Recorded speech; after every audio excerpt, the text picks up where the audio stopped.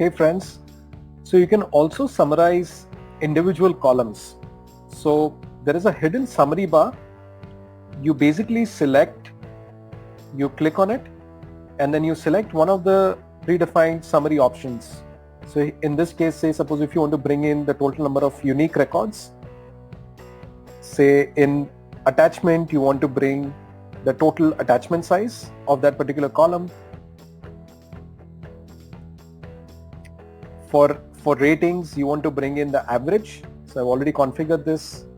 Similarly, for start dates and end dates, you can bring in the minimum and the maximum dates, the earliest date and the latest date.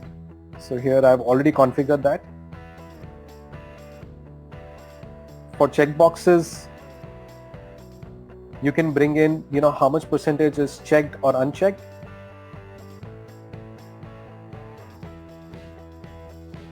Even for currency and number-based column type, you can individually bring the sum, the average, the min, max of that. So here you want to bring in the average. Even for formula column type, you can bring in the average percentage of those formulas. And similarly, you can add your summary right inside Stackby. You can use it for all the different types of column types, and we have managed it according to the column type. Thanks.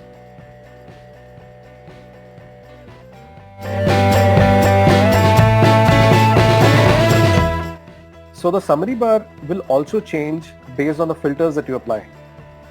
So for example, here I apply a filter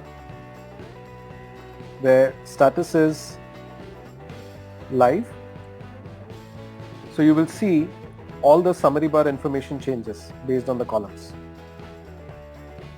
So this becomes a quick, powerful, visualization tool to summarize information of your records of individual columns.